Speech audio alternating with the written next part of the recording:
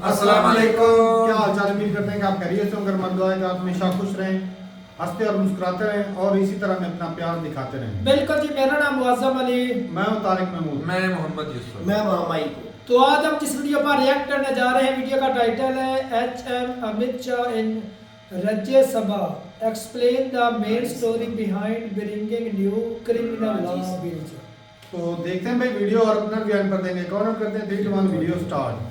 2020 में ये सभी कानूनों को समाहित करने का काम शुरू किया और 20 से 23 तक इसको सोचते आज जो विचारों का परिपाक है इसको लेकर मान्यवर मैं आपके सामने आया हूं। लगभग 4200 सुझावों को एनालिसिस कर एक कानून बनाया गया है।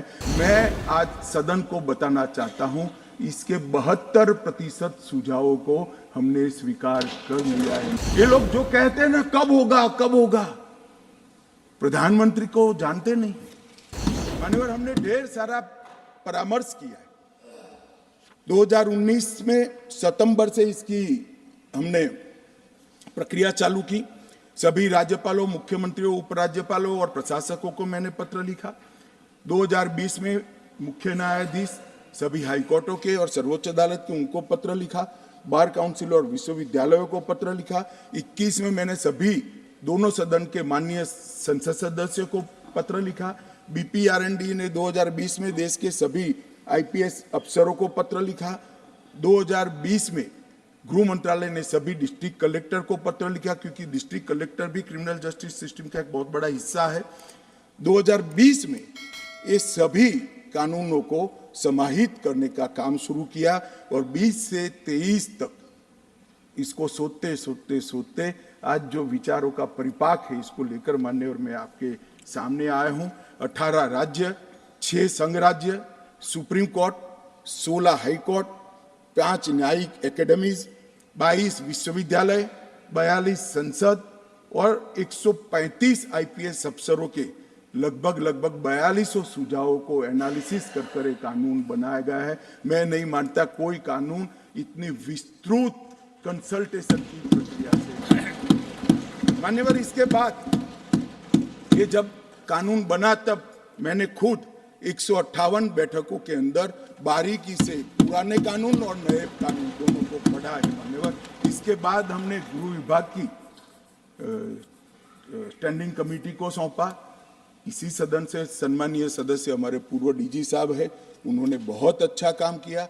सभी सदस्यों ने जो विचार दिए, जो सुझाव दिए थे, मैं आज सदन को बताना चाहता हूं इसके 72% सुझावों को हमने स्वीकार कर लिया है। माननीय, जो नॉन पॉलिटिकल थे और सुझाव स्वीकार नहीं होते। मान्यवर, हमने इसके अंदर एक बहुत बड़ी बात की है, कंप्यूटराइजेशन पर बल दिया है।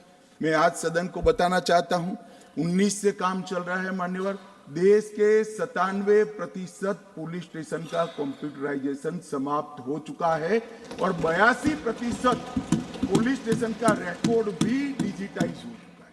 ये लोग जो कहते हैं ना कब होगा, प्रधानमंत्री को जानते नहीं। प्रधानमंत्री जो सोचते हैं कानून आने से पहले, उसका पूरा नेटवर्क इंप्लीमेंटेशन का प्रधानमंत्री जी ने बनाकर रखा है। ये ऑनलाइन जुड़ चुके हैं पुलिस।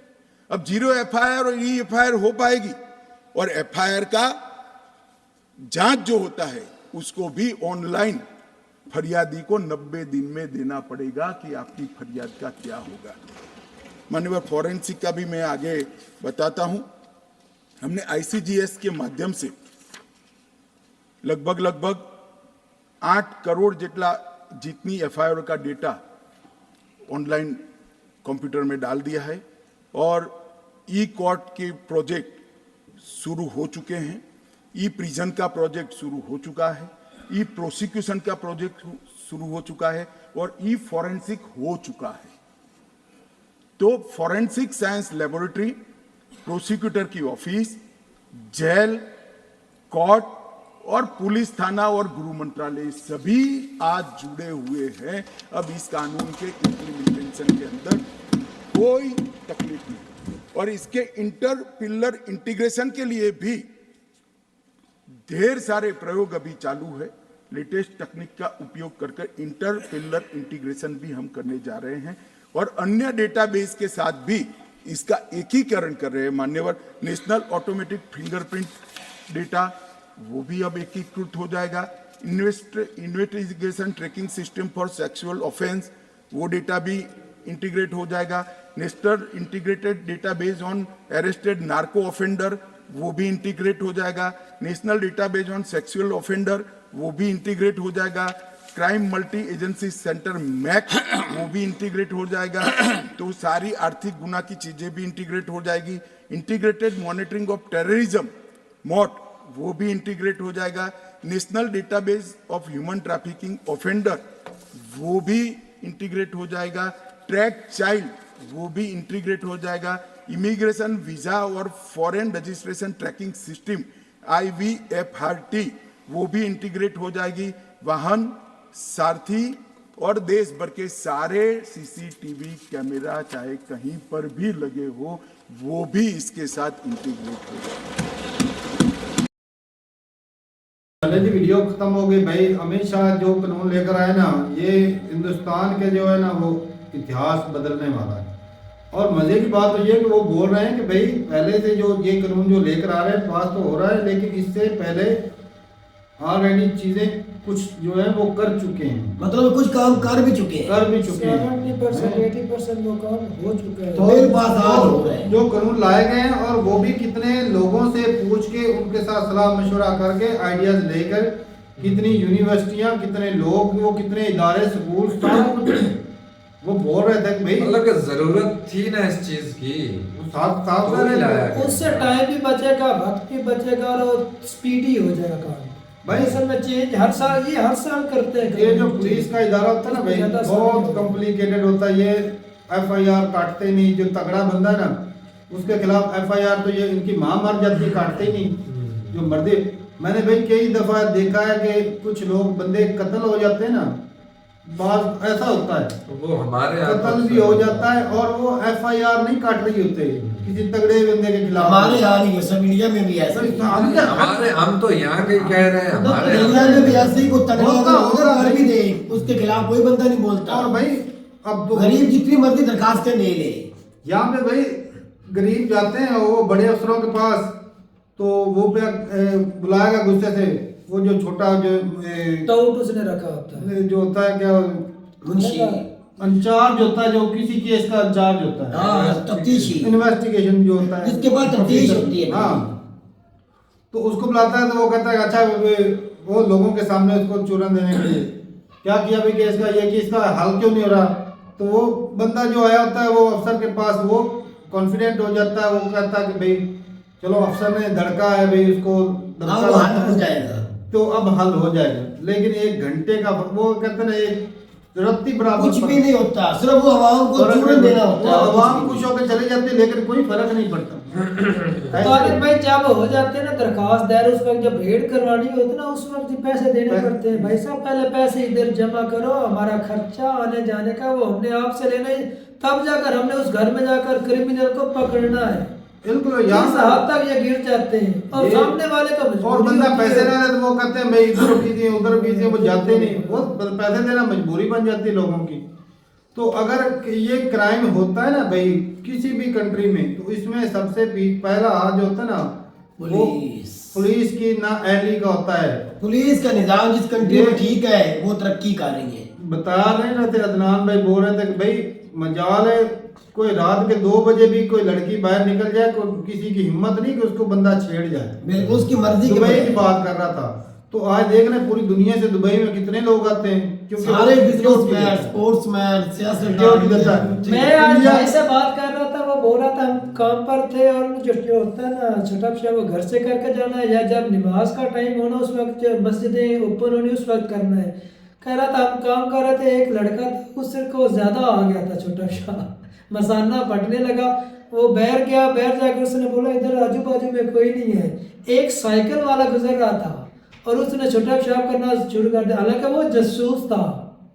एक पुरानी सी साइकिल, कपड़े उस तरह के, मतलब पता ही ना हो ये जासूसी कर रहा है।